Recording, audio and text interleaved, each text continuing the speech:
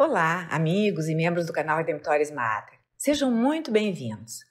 Quem está chegando pela primeira vez aqui, sinta-se acolhido com muita alegria. Ficamos muito contentes em estarmos juntos com vocês todos. Pedimos que não se esqueçam de se inscrever e de clicar o seu joinha para ajudar o nosso canal. Nesta postagem, queremos olhar para o capítulo 20 do Evangelho de João, nos versículos 19 a 23, para aquela primeira aparição de Jesus aos discípulos no próprio dia da ressurreição. Ouçamos então.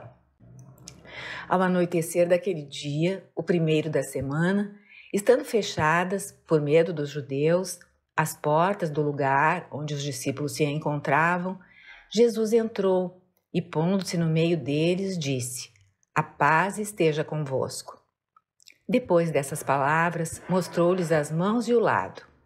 Então os discípulos se alegraram por verem o Senhor. Novamente, Jesus disse: "A paz esteja convosco. Como o Pai me enviou, também eu vos envio." E depois de ter dito isso, soprou sobre eles e disse: "Recebei o Espírito Santo. A quem perdoardes os pecados, eles lhes serão perdoados.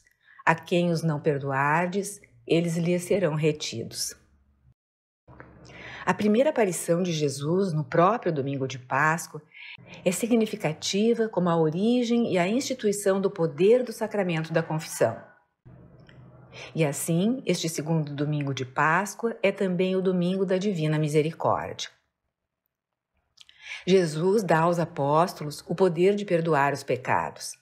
Ele aparece entre eles, que estão fechados no cenáculo com medo, deseja-lhes a paz, Shalom, uma saudação judaica usual.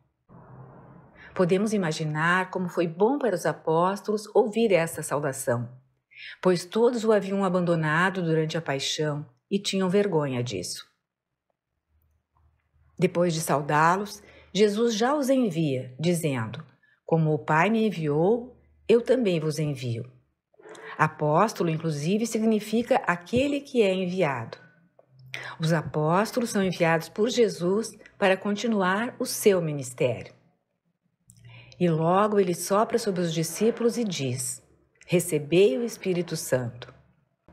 Quando Jesus faz isso, lembramos a passagem do livro do Gênesis, que diz que Deus soprou no barro, soprou nas narinas de Adão e ele se tornou um ser vivente. Jesus, agora, está inaugurando mais uma vez a nova criação. Não se referindo ao sacramento do batismo, como fizeram em outras passagens, mas transmitindo o poder de perdoar e reter o pecado, que será transmitido na Igreja através do sacramento da reconciliação ou confissão. É certo que Jesus não usa a palavra confissão. Contudo, ele diz: "Os pecados que vós perdoardes serão perdoados, e os pecados que vós não perdoardes serão retidos." Ele envia, dá o poder de pregar aos apóstolos por todo o mundo, porém também lhes dá o poder de perdoar e reter os pecados. Ora, isso pressupõe que, de alguma forma, é preciso ocorrer um relato, uma confissão dos pecados. Do contrário, o apóstolo não poderia saber quais eram os pecados da pessoa.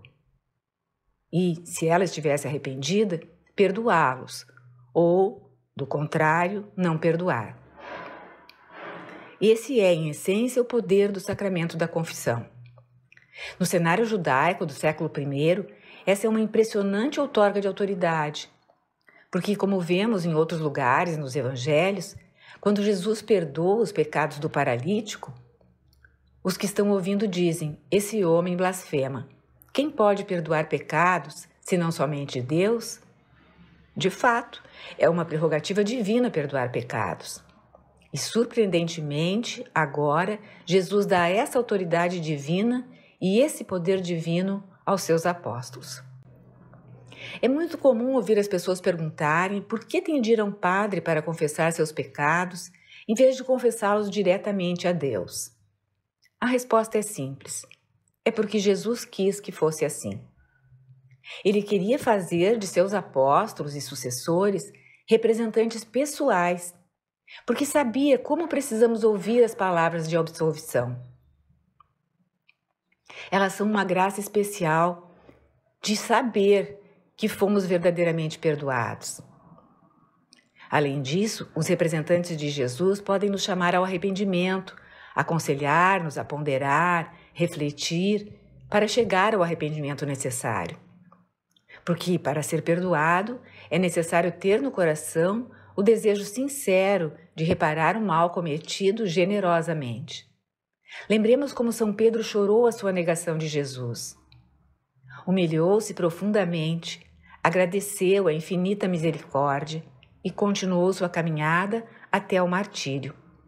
Arrependeu-se verdadeiramente.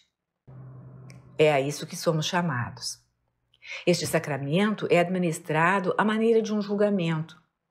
O padre, ao final, diz: eu te absolvo.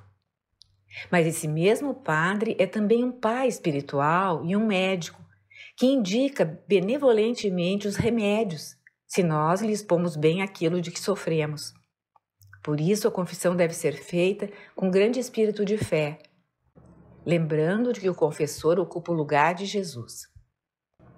Somente algumas vezes a Igreja, em sua tradição viva, definiu o significado de algum texto categoricamente.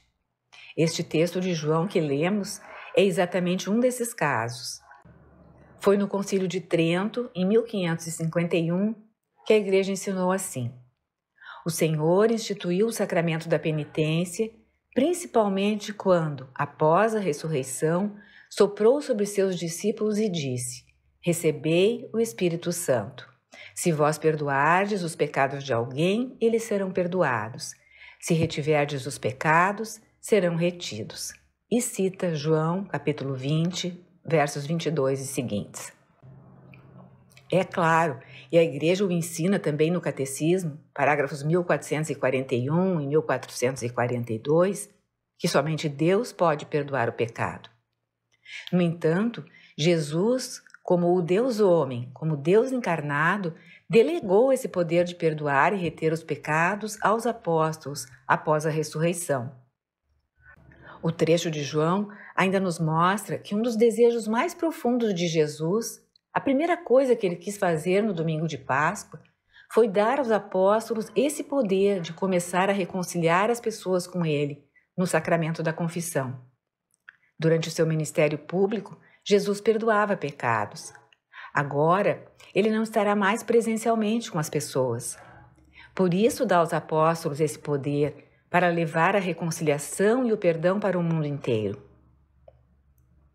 E esse poder de perdoar os pecados das pessoas não é aquele que cada um tem de perdoar o outro que o feriu. Como Jesus disse a Pedro: se o teu irmão pecar contra ti, não o perdoes apenas 7 vezes, mas 70 vezes 7. O sacerdote ordenado tem outro poder de perdoar os pecados e também o poder de reter, de não perdoar. É diferente, é um poder divino que somente Cristo tem e somente Cristo pode dar. E assim, apenas alguém autorizado a exercer esse poder, os apóstolos e depois os seus sucessores, pode praticar o ato que chamamos de sacramento da reconciliação. São João Paulo II escreveu uma encíclica chamada Divis in Misericordia. Deus é rico em misericórdia. E escreveu o seguinte: no sacramento da reconciliação, que nos foi dado por Jesus no domingo de Páscoa, o amor de Deus encontra o nosso pecado e encontra-o na forma de misericórdia, de perdão. Em outras palavras, para João Paulo II, a misericórdia não é como um complemento. A misericórdia é fundamental para o que Jesus Cristo é. E em nenhum lugar vemos isso mais claramente do que no sacramento da reconciliação, o sacramento da misericórdia, por excelência. São Francisco de Sales diz assim: ficai atentos para ouvir em espírito as palavras da absolvição que o Salvador de vossa alma, em pessoa, pronuncia lá do alto do céu, ao mesmo tempo em que, em seu nome, o sacerdote vos absolve aqui embaixo. E diz ainda: não existe nada de natureza tão difícil que, pela graça de Deus primeiramente, e depois pelo esforço e pela diligência, não possa ser dominado e superado. Para isso, Segui as ordens e a orientação do diretor prudente e zeloso. O ato de penitência, que é a contrição, lamenta o pecado, porque ele desagrada a Deus e nos afasta de Deus. Pela contrição, voltamos ao Senhor, lançamo-nos com confiança e amor nos braços da misericórdia. Pelas palavras da absolvição que o sacerdote profere, o sangue do Salvador é sacramentalmente derramado em nossas almas, como um bálsamo que perdoa os pecados, que favorece a cura e nos ajuda a recuperar as forças perdidas para evitar o pecado no futuro. Dá uma luz para discernir o pecado e uma graça abundante para reparar todas as perdas que o pecado nos tinha causado. Como membros da Igreja Católica, nós somos chamados não apenas a acreditar nas doutrinas verdadeiras que ela expõe, mas também a viver a vida sacramental da Igreja, com a oração pessoal e comunitária que tem por ápice a missa e com o sacramento da reconciliação. A palavra católico, normalmente traduzida como universal, o que é verdade, literalmente significa segundo o todo. Isso é o que significa ser católico, vivermos de acordo com o todo, com tudo o que a Igreja é e faz em todo o mundo. Louvado seja Deus por derramar sua misericórdia sobre nós na paixão, morte e ressurreição de Jesus Cristo e por instituir o sacramento da reconciliação. Na verdade, é Jesus Cristo que perdoa os pecados por meio dos seus representantes na terra. O Senhor esteja convosco, Ele está no meio de nós. E é sobre você, sobre sua vida, sua família, orando muitas alegrias vindas do céu, que se manifestem também na sua vida, na vida terrena. Em nome do Pai, do Filho e do Espírito Santo. Amém. Obrigada por ter acompanhado esta postagem. Se você gostou, clique seu like, inscreva-se no canal e acione o sininho para ser notificado de outras publicações. Não deixe de conferir as nossas playlists, feitas com muito cuidado para cada um de nossos visitantes e membros.